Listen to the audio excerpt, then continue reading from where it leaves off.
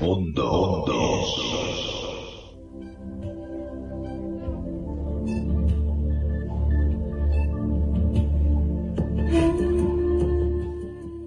José Luis Jiménez Rodríguez es escritor, investigador y poeta. Nació en Barcelona el 11 de octubre bajo el signo de Libra. Diplomado en empresariales, es colaborador habitual en prensa especializada, radio y televisión.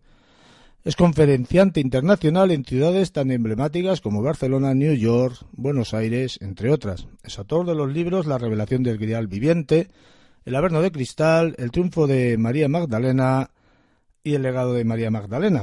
También ha escrito en novela La sangre del inmortal y en narrativa Ensoñación de chamán y El manuscrito de Adán. Tiene en poesía Conversaciones con mis musas y en autoayuda Cuando la consciencia habla. Además, ha escrito innumerables relatos cortos y varios cuentos. Don José Luis, buenas noches, bienvenido a Mundo Insólito Radio. Buenas noches. ¿Cómo estamos? Pues muy bien, deseando de compartir con nuestros amigos oyentes el programa de hoy. Fíjate, no sé si podría ser el título de una novela o de un próximo libro sobre el papel, veo que no se te cansa la pluma. El papel que no se me cansa, no te he entendido, perdona. Que sobre el papel veo que no se te cansa la pluma, de tanto como escribes. Perdona, no, es que no lo había escuchado bien. Hombre, no, porque cuando uno hace algo que le gusta, a mí me gusta escribir y me gusta escribir de todo lo que investigo, pues entonces no te cansas, ¿no? O sea, llega un momento en que sí, que físicamente tienes que descansar, pero el trabajo en sí no te cansas de hacerlo, no te cansas de escribir. Y bueno, pues a mí en este caso es lo que me sucede y además disfruto haciéndolo. Uh-huh. Hoy vamos a hablar, el tema que nos trae esta semana es una raza de seres extraterrestres extremadamente poderosos y avanzados que supuestamente diseñaron la humanidad, tal y como la conocemos hoy en día, cientos de miles de años atrás. Son estos seres, José Luis, llamados Anunnakis, en los escritos sumerios y arcadios, unos seres que ellos trataban como dioses porque descendían del cielo. Bueno, vamos a ver, vamos a puntualizar, ¿eh?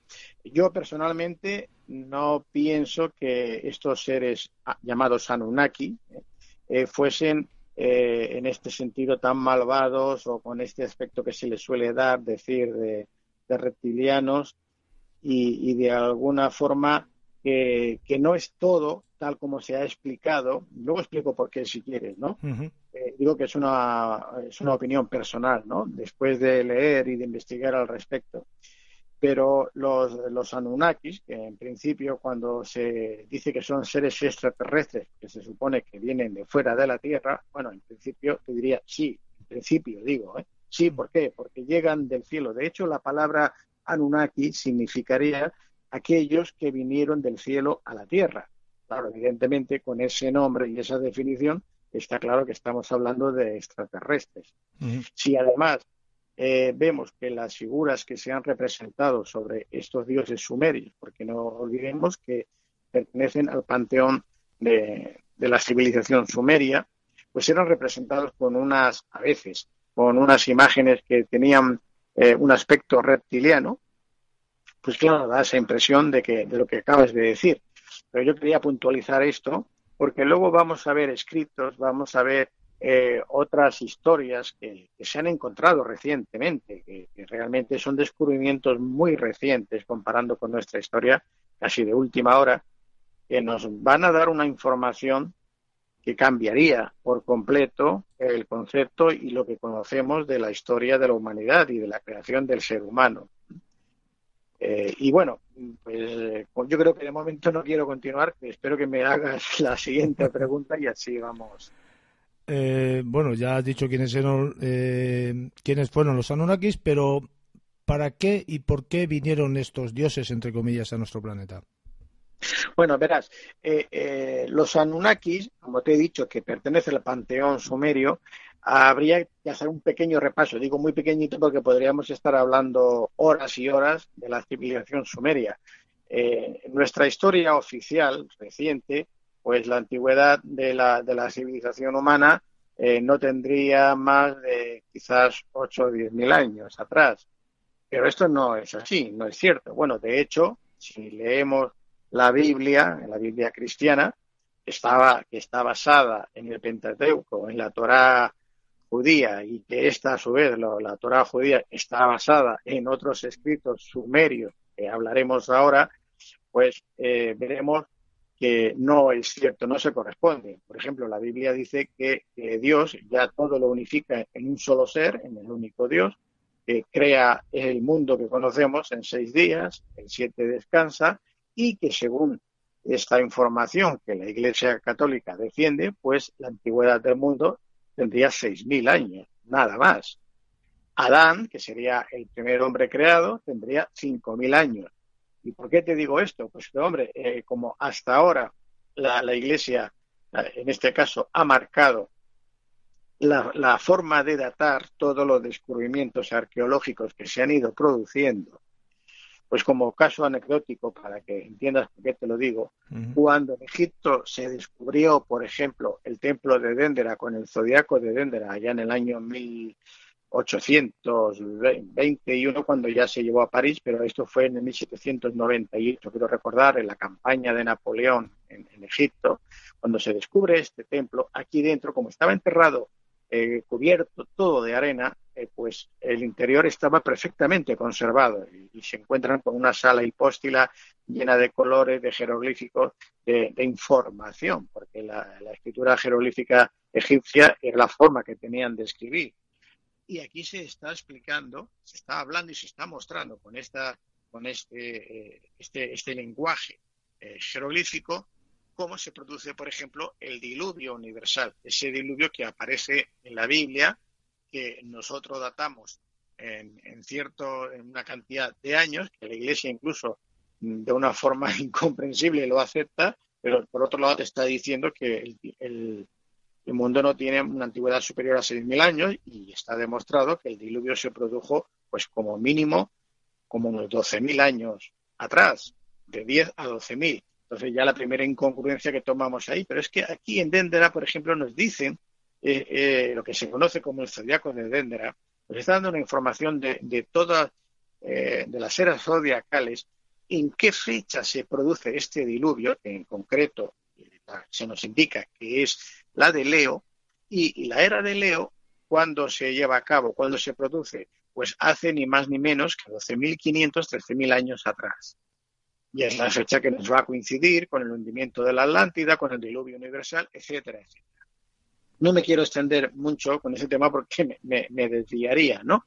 Pero ¿qué pasa cuando los científicos, los sabios que acompañan al ejército de Napoleón en Egipto, cogen este zodiaco de Dendera, que además lo tienen que desmontar, llevar hasta lo que entonces era el Museo Imperial en París, que luego lo vamos a conocer como el Museo del Louvre, y esto se produce ya en el año 1820-21, pues aquí se produce una discusión entre varios grupos de sabios, bueno, unos que vienen a decir que aquello no era egipcio, que era griego, que por lo tanto no tenía una antigüedad de más de 200 años antes de Cristo.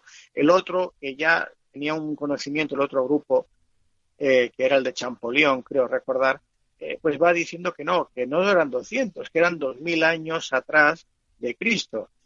Y esto más o menos encajaba dentro diríamos, del calendario, ¿no?, de la Iglesia. Pero claro, llega el tercer grupo, que eran, en este caso, astrónomos, conocían perfectamente todo el cosmos, y dicen que no, que allí se estaba informando de que ese hecho se producía pues 13.000 años atrás. Y claro, cuando dicen esto, se produce un revuelo, un escándalo, y sale el obispo de París de entonces, que era Monseñor Afré, y dice que eso no se puede aceptar, es una herejía, porque, según la Biblia, el mundo había sido creado por Dios hacía 6.000 años, y Adán, el primer hombre, había sido creado por Dios hacía 5.000 años. Por lo tanto, como no había mundo ni había hombres, hace 13.000 años no lo podía construir nadie. Eso era una herejía y serían excomulgados y serían, bueno, en aquella época decirte que a un científico, a un sabio de este prestigio, que la Iglesia lo excomulgue, es como decir que lo arruinan para siempre, ¿no? De hecho, Champollion, que había escrito un libro con las antigüedades que había encontrado, Champollion es el que descubrió, lo que pudo traducir la piedra Rosetta en Egipto. Gracias a él conocemos ahora lo que significan todas estas escrituras jeroglíficas, ¿no? Verás permíteme por qué hago este avance. Porque, claro, a partir de ese momento te das cuenta que incluso los científicos, la ciencia, no tenían libertad para exponer los descubrimientos diciendo las verdaderas fechas de lo que estaban descubriendo, porque la Iglesia se les echaba encima. De hecho, aún hoy día se siguen datando muchos descubrimientos por este sistema del obispo Afré, ¿no? Es curioso. Y claro, ¿por qué te decía esto? Pues porque nos vamos a encontrar que de la civilización sumeria, que posiblemente era la más antigua en aquellas épocas, en aquellas fechas de las que nosotros tenemos constancia, lo cual no quiere decir que no existieran otras, pues los datos que tenemos nos indican que nadie, ni la historia oficial ni la arqueología oficial, tiene ni idea cuál será el origen de esta civilización sumeria. Los sumerios, esta zona estaba comprendida en lo que ahora conocemos por Irak, por Siria, por la parte, diríamos, lo que comprenden las tierras de varios ríos, sobre todo los más famosos que aparecen en la Biblia es el Éufrates y el Tigris, ¿no? Donde se supone que estuvo el Edén, que también hablaremos de él, porque de todo esto se hace referencia en estos escritos sumerios, que los vamos a conocer como tablillas de escritura cuneiforme. Y esto se descubre, pues ni más ni menos, muy reciente, como te decía, a principios del siglo XX. En concreto, aunque ya en el siglo XIX, hacia el final, ya hubieron algunos investigadores que habían excavado y encontrado algunas tablillas, creo que es en 1950 o 1900, del 15 al 50, cuando se excava en Nínive y se descubre la biblioteca del último rey babilónico de Asurbanipal. Aquí se van a encontrar entre 20.000 a 50.000 tablillas donde nos hablan de todo lo que se llevaba a cabo pues miles de años atrás.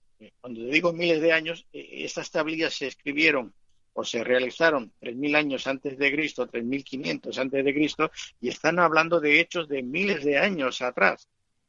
Y nos van a aportar información pues astronómica, matemática, de leyes, incluso de contratos, de todo tipo. Y claro, cuando los expertos, luego vamos a ver que van a ser unos personajes que nos van a dar otra información, empiezan a descifrar esta escritura cuneiforme, es cuando toman esta conciencia, esta información de lo que se está diciendo ahí. Y aquí tenemos una lista de los reyes antidiluvianos, que aparece en la lista, que se conoce como la lista real de los reyes sumerios, donde nos van a hablar de ese primer hombre creado por estos Anunnaki, que ahora te hablo de ellos, que van a ser los que van a estar reinando durante miles de años, en periodos, son la lista de los 10 reyes antediluvianos en concreto, que era Alulín es este rey que nosotros vamos a conocer como Adán, o Adapa, o Adamu, que son los nombres que se van a utilizar en las tablillas sumerias para referirse a Adán. Y le empiezan a dar una antigüedad pues de 28.800 años de reinado. A otros le van dando así hasta llegar al Noé bíblico, que aquí tiene el nombre de Ciucidra. Pero bueno, me estoy adelantando. Sí. Decía antes que los Anunnaki, el nombre que la traducción, que eran los que del cielo bajaron a la tierra, pues eran los hijos de Anu. ¿Y quién era Anu? Anu era el padre, el dios padre, por decirlo así. Y se representaban en una trilogía que era Anu, Enlil, que sería su hijo primogénito y el que de alguna forma sería representado dentro de este panteón sumerio como el dios del viento, el dios del aire, y Enki, que sería el dios de la tierra. Pues bien, estos tres dioses principales son los que vamos a ver en este panteón. Van a haber muchos, 50 dioses y diosas, ¿no? Cada una, por ejemplo, Inanna sería la diosa del amor y de la guerra. luego Nungersat, o un nombre muy parecido, que es el que van a utilizar, vamos a ver, para engendrar al nuevo ser humano. Entonces, hay toda una serie de dioses que tienen una serie de potestades que van a usar en la Tierra. ¿A partir de cuándo? Pues fíjate, aquí se nos habla en estas tablillas sumerias de una antigüedad de 450.000 años. Es decir, que estos Anunnakis, estos dioses para los sumerios, llegarían a la Tierra hace la friolera cifra de 450.000 años, casi medio millón de años.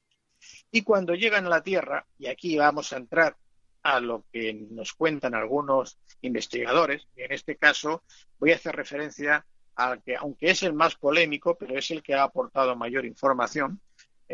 Su nombre era Zecarías Sitchin. Zecarías Sitchin era un investigador de origen ruso y este hombre conocía varios idiomas antiguos y bueno, fue el que, entre otros asiriólogos, consiguió traducir estas tablillas sumerias, ¿no? Y él hablaba de que en el inicio, diríamos, de hace ya más de 450.000 años, por supuesto, sino que hace millones de años, pues parece ser que en el sistema solar no estaban los planetas que ahora conocemos, sino que había alguno más. Uno de estos era uno que se denominaba con el nombre de Tiamat. Y este planeta, que no se sabe a cuál hace referencia, pues sufrió un impacto con otro planeta y de ahí surgiría la Tierra y la Luna, etcétera, según va traduciendo. Pero es que además hace referencia, según estas tablillas, según lo que nos cuenta Zecarías Sitchin, de un 12º planeta, o sea, de un planeta número 12. Nosotros hasta hace muy poco tiempo, cuando hablábamos del sistema solar, hablábamos de 11 planetas. Incluso a Plutón lo contemplábamos como un planeta. Ahora ya no, ahora ya es un planetoide, son planetas pequeños y no se contemplan como planetas. Pero hasta hace muy poco tiempo lo contemplábamos como 11 planetas los que teníamos en el sistema solar y por eso Zecarías Sitchin, cuando escribe su libro que se va a titular El 12º planeta, pues hace referencia a este planeta número 12 que va a llamar Nibiru. En estas tablillas sumerias hacen referencia a este planeta número 12 con el nombre de Nibiru. Y este sería el planeta del cual serían originarios estos Anunnaki, que habrían llegado a la Tierra hace 450.000 años. Resulta, me voy a ir adelantando e intentando resumir, porque si no luego nos quedaremos a mitad de cualquier otra pregunta, Juan Carlos. Entonces resulta que, según nos cuenta Zecarías Sitchin en sus libros, pues en Nibiru tenían un problema con su atmósfera y necesitaban de un cierto metal, que era el oro, y del cual en su planeta pues ya no tenían suficiente. Este planeta Nibiru, al parecer, tiene una órbita, una elíptica alrededor de nuestro Sol, que dura 3.600 años. 3.600 años. Y en este momento en el que se encuentran cerca de la Tierra es cuando estos Anunnaki van a proceder a aterrizar, ¿no? A llegar hasta la Tierra. ¿Y por qué lo hacen? Pues porque están buscando ese metal, el oro, que necesitan para sobrevivir. Repito, tal como nos cuenta Zecarías Sitchin. Entonces, estos dioses, Enlil y Enki, que son, uno se encargaría, diríamos que Enlil sería el que, además de ser el hombre fuerte, el que sería el militar, el logístico, ¿no? El que controla todo esto, el Enki, el otro hermano, uno son hermanastros realmente, porque son de hermanas distintas, el padre es amigo, pero son hermanastros. Enki sería una especie de científico, de genetista. Es el que luego va a transformar, va a intervenir en un ser del cual surgirá el hombre. Y te explico un poco la historia por encima, cómo va. Resulta que tienen problemas, como te digo, para abastecerse de este oro y envían a Anunnakis, a hombres de ellos, a buscar y en la Tierra encuentran este oro. Pero al cabo de un tiempo se rebelan. Estos astronautas no quieren ser mineros, no quieren seguir trabajando en las minas para conseguir este oro y pues se forma una rebelión.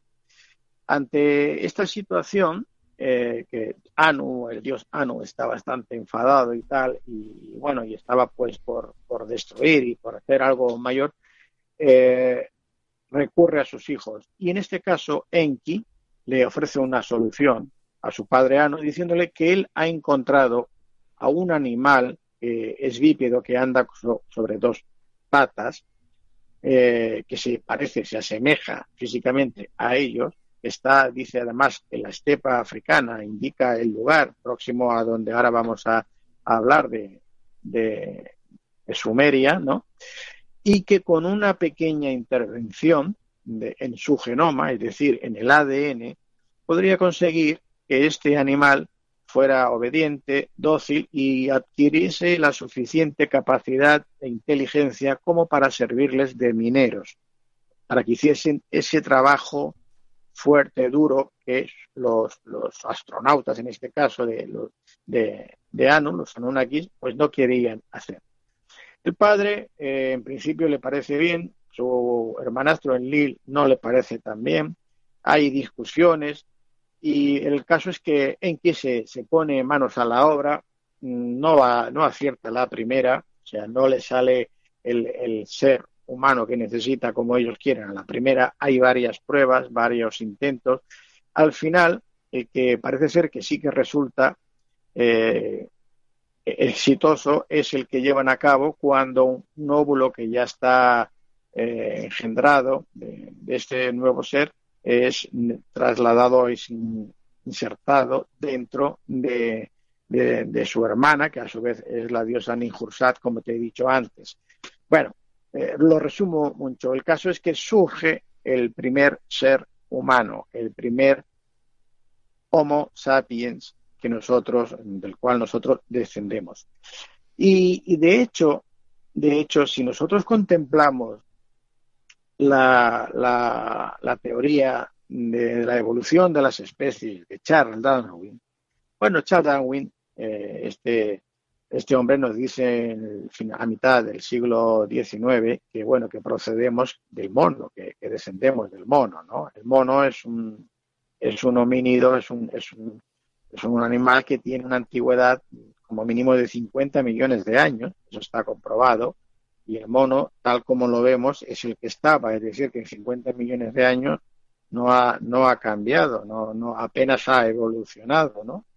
Pero nos hablan de esta evolución del mono, y del mono pasa al Homo habilis, al Homo tal, luego al Homo erectus. Bueno, pues en el Homo erectus, de una especie a otra, hay que recordar que la naturaleza tarda como 1,5 millones, 2 millones, es decir, no se pasa del Homo habilis al Homo erectus ni en 1.000, ni en 100.000 años, ni en 200.000.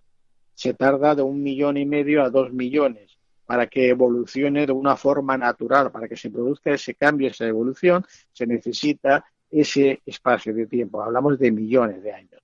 ¿Y qué ocurre? Pues que a partir del Homo erectus, que es este animal que dice que encuentra Enki en África, interviene el ADN, modifica su ADN para hacerlo evolucionar, para que se parezca a lo que ellos son y adquiera ese nivel de inteligencia suficiente para poder comprender todo lo que le dicen y poder hacer servir las máquinas o lo que haga falta.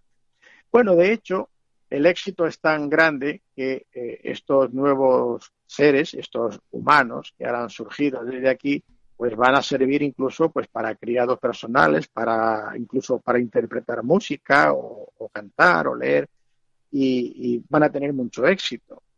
Y bueno, ya avanzando en el tiempo, miles y miles de años, vamos a llegar a la época en que la Biblia nos habla de ese diluvio universal.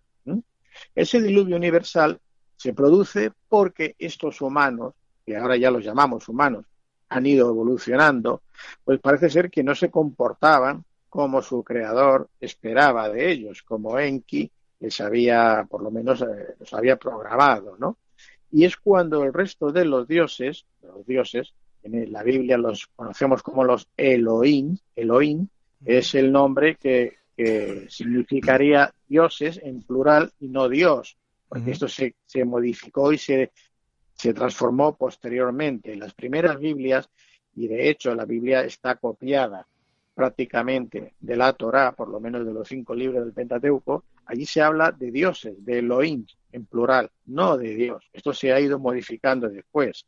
Y la Torá también está copiada de otro escrito que es una especie de poema de la creación, que está en asirio, en este caso también, y de hecho veremos que existen muchos nombres que son los mismos que se estaban utilizando, ¿no? Enuma Elish, creo que se llama, si no recuerdo mal, el nombre de este texto.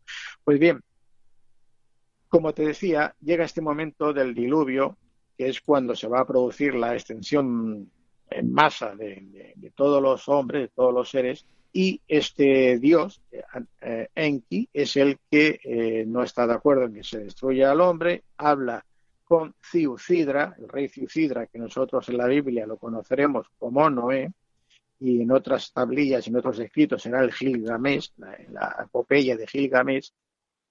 Y aquí vemos cómo le hace construir una nave para, junto con sus familiares y ciertas parejas de animales, pues salvarse de este diluvio.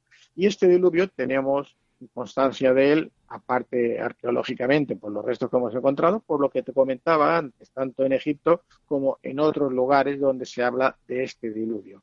Pues bien, en Sumeria, cuando se han ido en las excavaciones a ver el origen de esta raza que te decía al principio, que se desconoce cuál es su origen, pues hay una cosa muy curiosa, y es que los esqueletos que se han encontrado tienen el cráneo alargado.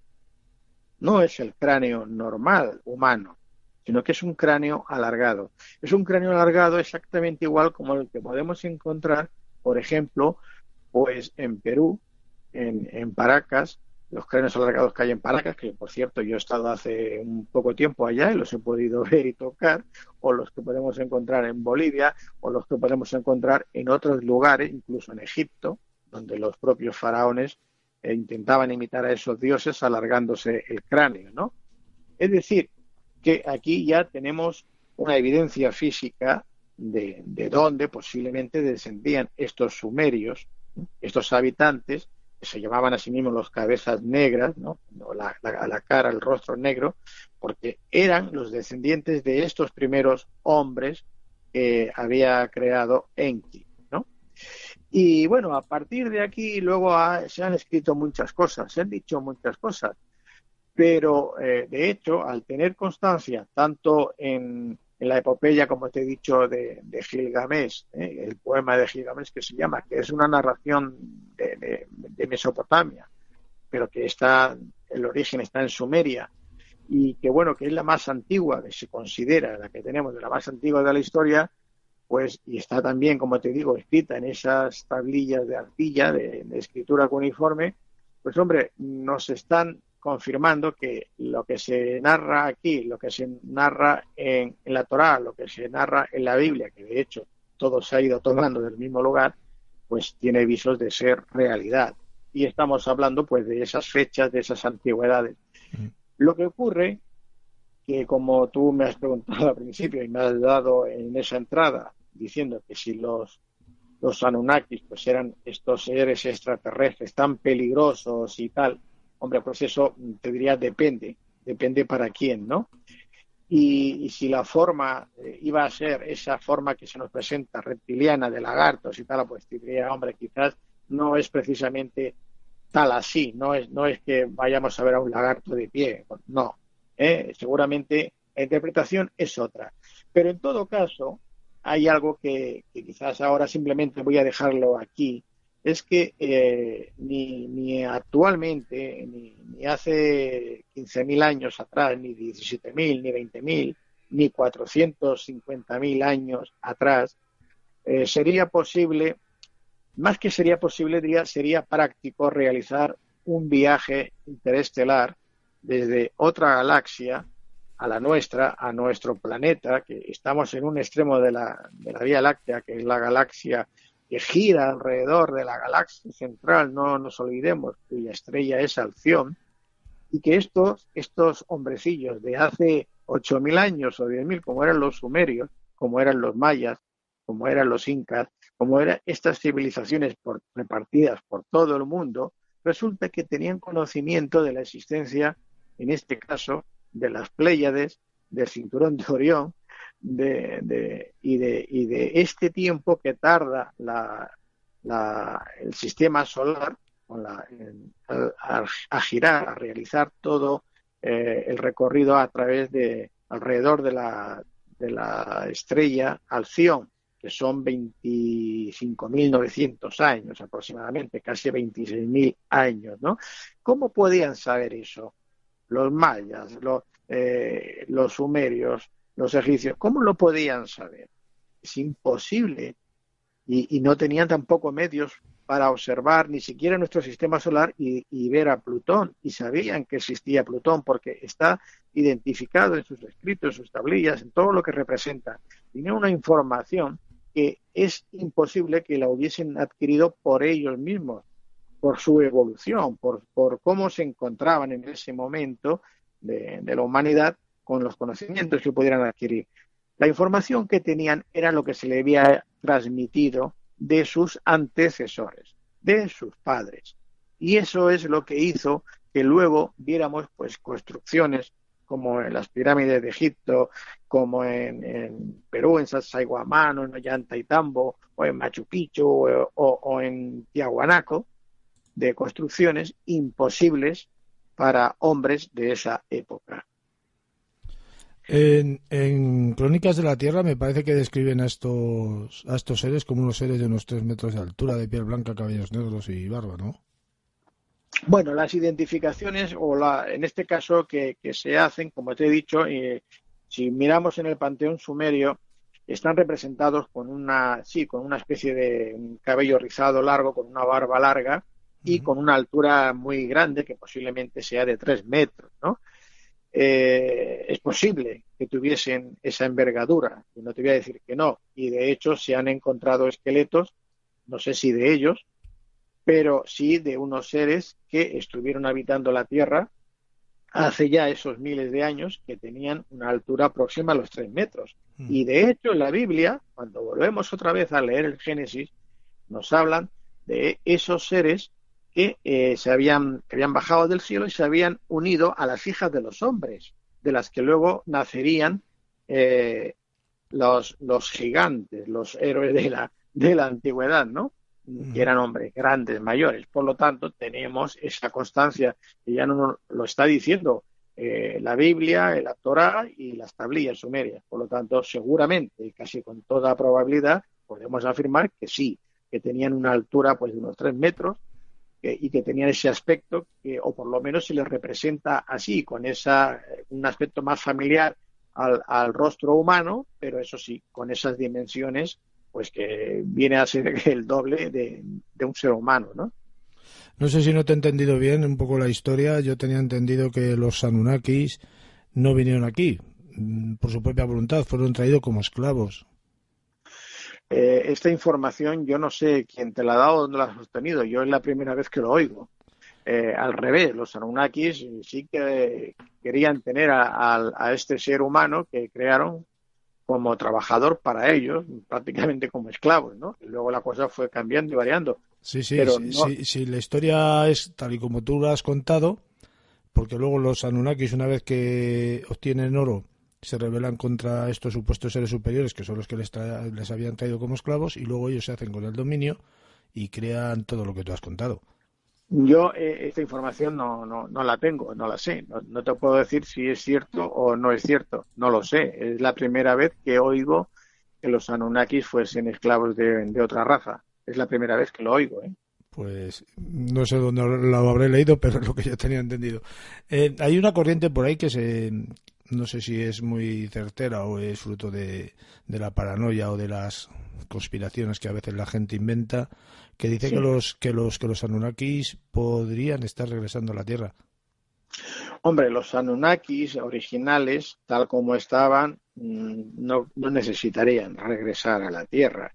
De hecho, posiblemente todos nosotros somos sus descendientes. Ujú. La raza humana actual seguramente es la descendiente de esos Anunnakis. Entonces, ahora la tecnología, nosotros conforme vamos avanzando vamos entendiendo, pero llegará un momento en que el ser humano, llega un momento, me refiero muy en el futuro, eh, habrá evolucionado hasta tal punto que prácticamente no va a necesitar ningún cuerpo físico para que soporte su identidad, ¿no? Entonces podrás desplazarte a cualquier parte porque sencillamente podrás obtener las experiencias, las sensaciones de cualquier ser directamente desde donde te encuentres porque ya no necesitarás un cuerpo físico para trasladarte con los riesgos que ello conlleva y la pérdida, bueno, la pérdida es que, a ver, la luz viaja, de acuerdo a nuestra ciencia actual, a 300.000 kilómetros por segundo.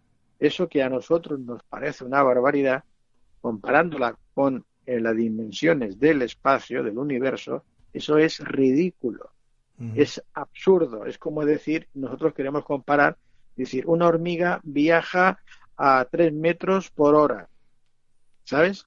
Oh, qué barbaridad. Para nosotros eso que es nada, ¿no? O sea, esto es absurdo. Para la hormiga o para otro animal de su especie, de su tamaño, puede ser algo muy grande. Para nosotros eso con eso no podríamos ir a ningún sitio. Pues 3.000, o sea, 300.000 kilómetros por segundo que viaja la luz, esto sirve para ir del supermercado, por decirlo así, suponiendo que el supermercado estuviese en Marte o en otro lugar, a casa y de casa ahí. Es absurdo. Entonces, con un, con un, con una nave, sea como sea, o con cualquier instrumento que quieras dar, sería absurdo, ridículo. Tú saldrías de la Tierra para ir a Ganímedes o a un planeta de por aquí con una nave de estas, con un cohete que fuese a la velocidad de la luz, ya no te digo menos, a la velocidad de la luz, y cuando llegases allá, porque más cercana está a no sé cuántos años luz, pues resulta que la civilización que acabas de dejar, cuando llegas allí, ya está mucho más avanzada que tú. A lo mejor ya han llegado hasta antes que tú, porque han descubierto otro sistema más avanzado. Sí, Y cuando llegases allá, seguramente ya no existía nada de lo que tú habías recibido que existía en aquel momento. Porque claro, cuando estamos hablando de que aquella estrella está a 10.000 años luz o tal, quiere decir que lo que estamos viendo, esa luz que nos llega, hace 10.000 años que se produjo. Que si pudiéramos ir ahora incluso a la velocidad de la luz a ese lugar, ya no existiría aquello, ya no estaría, ya no claro, está. claro. Entonces, claro, unos seres en este caso, como dices tú, que vienen del espacio, no es que vengan de la otra punta del espacio. Lo más probable, y aquí ahora ya sí es una teoría mía, espero confirmar con otros datos más adelante, en otros libros, pero que bueno, que te lo adelanto ahora, es que seguramente estos seres tuvieron que, o estarían cerca de la Tierra, o tuvieron que huir de la Tierra por otro problema, por otras circunstancias, que ya hablaremos en otro momento, y al regresar a la Tierra, pues se encontraron con lo que se encontraron, ¿no? Como que tenían que empezar de nuevo con estos seres y de alguna forma crearlos a su imagen y semejanza porque necesitaban esa mano de obra. Pero claro, aquí hablamos de 450.000 años, pero es que hace 17.000 años, 17.350 años en concreto, que ya sucedió algo similar en la Tierra con otros seres o otro ser que llegó del espacio, del universo, y que no estaba basada su constitución en el carbono como la humana, sino que era de otro tipo, ¿no? Y aquí en ese momento seguramente sí que se produjo esa guerra de la que nos habla el Génesis, que nos dice, hubo una guerra en el cielo entre los del cielo y los de la tierra que vencieron. Bueno, pues aquí se produjeron un par de guerras como mínimo, y seguramente que en esa última batalla en la que por fin ganan los del cielo, ¿no? Y es cuando bajan los hijos de estos dioses a la tierra y se unen a las hijas de los hombres. Es a partir de entonces que se va a producir esta nueva generación de seres y seguramente nosotros seamos descendientes de estos que vinieron en ese momento. Claro, aquí ahora esto, lo que te estoy contando, pues dirá, bueno, esto es lo que tú dices, ¿por qué no tienes aquí ahora una prueba física para demostrarlo? Pero bueno, todo llegará, ¿no? Todo saldrá. Hay informaciones que se pueden obtener aún de ciertos lugares, donde igual que las tablillas sumerias nos están contando todo esto, que ya te digo, hace pues unos pocos años no se podía ni decir públicamente porque la Iglesia lo castigaba, lo prohibía y de hecho aún, bueno, aún hay algunos temas que son intocables porque les cambias toda la estructura de todo lo que se ha montado alrededor de esta historia que no es la real, que es la historia que las religiones les han interesado que se conozca y que se crea, pero que si vamos a buscar la verdad, la realidad de lo sucedido no tiene nada que ver con eso, porque ya partimos que es una historia que se ha plagiado de otra, y que además se ha ido adaptando y modificando a las necesidades y a los intereses de cada grupo religioso, ¿no? ¿Por qué este afán? No lo sé, si a lo mejor afán no es la palabra que le califica mejor. Esta forma que tienen de plasmar a estos seres, tanto en pinturas o en dibujos o en estatuas, esta forma reptiliana. Si no, no, yo creo que no tiene sentido esta forma reptiliana para la inteligencia que supuestamente tenían, ¿no? Bueno, la inteligencia no tiene nada que ver con la forma física Sí, del ser en ya, ya, sí, sí. no, no tiene nada que ver. Quizás porque se ha interpretado mal lo que se decía en un principio del origen de estos seres, ¿no? A ver, de hecho, parece ser que nosotros en nuestro cerebro hay una parte que dicen que es reptiliana, que es la del reptil, porque según la evolución de las especies, pues bueno, originariamente habríamos sido reptiles, ¿no? Entonces yo me imagino que cuando se les dan estas formas reptilianas es por ese motivo, ¿no? Porque en el momento que la primera traducción se hace, a veces en las traducciones se hacen mal, erróneamente, y no expresamente, sino por desconocimiento o por otro motivo. Te puedo poner algunos ejemplos.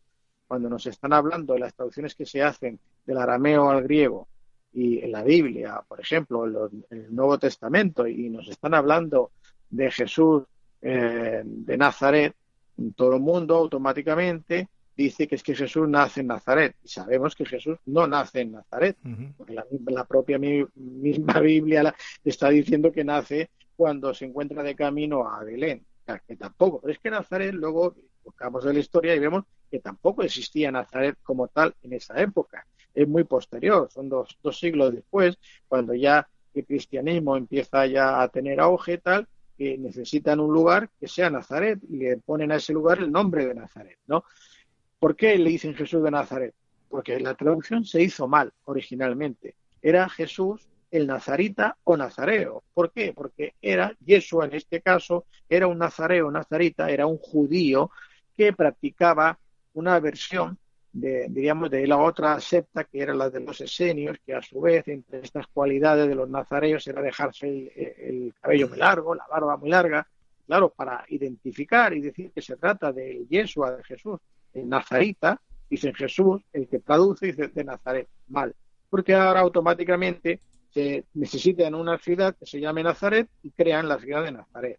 Pues lo mismo ocurre con muchas palabras de muchos lugares y de muchos personajes, que la traducción que se hizo no era la correcta y luego da lugar a todos estos errores que se siguen cometiendo continuamente. Ujú. Es por lo que yo pienso que a los Anunnaki se les da esta forma porque encontraron algunas imágenes en las que sí, efectivamente, aparece la diosa Ninhursag, ¿eh? y con un bebé, con un crío en su pecho, dándole de mamar, y luego se va a copiar esa misma imagen, que sí que tiene un cráneo alargado reptiloide, que es una imagen reptiliana, y vemos que se va a copiar y se va a utilizar para representar a Numrat, por ejemplo, a Nemrut, a Astarte, a otras diosas, incluso a la Virgen María con Jesús. Y si ahora cogemos estas imágenes y las comparamos, veremos que se está copiando lo mismo. ¿Y qué significa eso? ¿Que Jesús y María eran reptilianos también, eran reptiles? No. Están dando una información que lo que es el significado, lo que simboliza esa imagen. ¿Y qué simboliza? Pues ni más ni menos que es la transmisión del conocimiento. La madre, en este caso la diosa madre, la Nun-Mam, que le llamaban los sirios, era la que estaba transmitiendo al hijo, al hombre, al ser creado, ese conocimiento de la diosa madre creadora de vida. ¿Y cómo se lo transmiten? Pues, o cómo lo representan, pues dándole de mamar del pecho. Y por eso vemos todos estos cuadros, estas imágenes que vamos a encontrar luego, sobre todo en los templos de la orden de los caballeros templarios, que esto es otro tema que tocaremos en otro momento, que conocían toda esta tradición y este conocimiento. Vamos a ver que incluso se le representa pues a la Virgen con el pecho al aire y al niño, a Jesús, en los brazos dándole de mamar. Incluso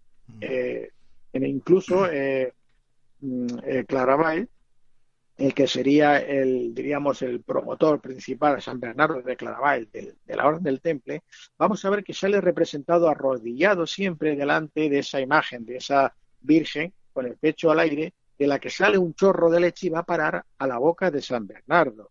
Y claro, esto, que es tan evidente para cualquier persona que entienda un poco el simbolismo, que no es ni más ni menos que lo que acabo de decirte, la transmisión del conocimiento de la diosa madre al hijo, ¿no? A lo creado, pues claro, la Iglesia Católica tiene que decir que es otra cosa. ¿Y qué te dice que es? Que es el milagro de la lactatio de San Bernardo, la lactación de San Bernardo. Bueno, pues claro, y la gente se queda así, contenta, y no investiga más, y no va a mirar más, ni va a buscar por qué esa imagen se representa en cientos de templos.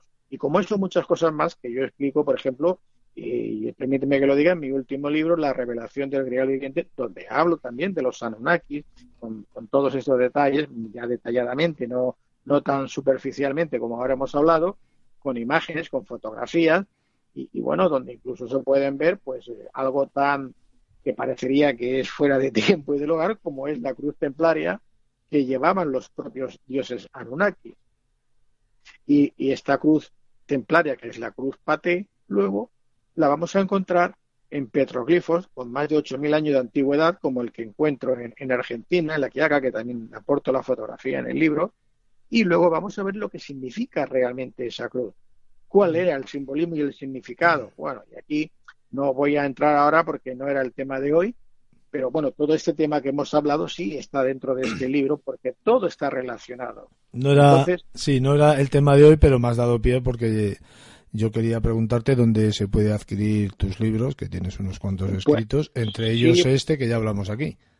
Sí, pues mira, simplemente me mandan un correo a jljimenez@jljimenez.es, Jiménez con G, y dicen quiero el libro tal, y yo les informo de cómo llevárselos, cómo hacérselos llegar. Y si no, pues si entran en mi página web, es www.jljimenez.es, en libros publicados, pican allá, pinchan encima, se les abrirá otra ventana con 9 libros que he publicado, y pinchando en cada carátula, en cada portada, les sale toda la información de lo que contiene el libro, una sinopsis, y bueno, y incluso un enlace para solicitarlo, ¿no? Que no se olvides, JL Jiménez, Jiménez con G. Eso es, JL Jiménez con G.es para la página web, o si es para el correo, lo mismo, jljimenez, otra vez jljimenez.es, y en este correo pues me pueden solicitar el libro que quieran, que no hay ningún problema, yo los estoy enviando a todo el mundo por mensajero, les llegan 24 o 48 horas, dedicado a la persona que me lo solicite, y firmado, por supuesto, y dedicado personalmente a quien me digan, ¿no? O sea que esta es la forma que tienen para solicitarlo. Además del Facebook, tienes un canal de YouTube y un canal de iVoox. Sí, efectivamente, si ponen José Luis Jiménez con G, verán que tienen las diferentes opciones de entrar o bien en el canal de YouTube, donde tienen cientos de vídeos donde hablamos también de este tema con imágenes. En la sección que se llama Historia Ignorada, aquí hay como 13 capítulos de más de 2 horas cada uno, 1 hora y pico como mínimo de duración, con imágenes, explicando con detalle todos estos temas. Y bueno, en iVoox tienen la mayoría de los programas radiofónicos, como espero que esté también cuando ya sea emitido. Y bueno, si no, en la página web, en la presentación, tienen todos los enlaces para conectar conmigo vía Facebook, vía YouTube o vía ebooks, pueden acceder directamente desde la página web que les llevará al lugar donde quieran escuchar o ver cualquier programa de radio, televisión, etcétera. Pues José Luis, ha sido un enorme placer tenerte en Mundo Insólito Radio. Estoy muy agradecido y muy contento de que hayas vuelto a participar y espero que vuelvas pronto. Por supuesto, Juan Carlos, para mí es un placer, ya te digo, encantado, cuando quieras, estoy a vuestra disposición. Muchas gracias por todo. Hasta luego. A ti, hasta luego.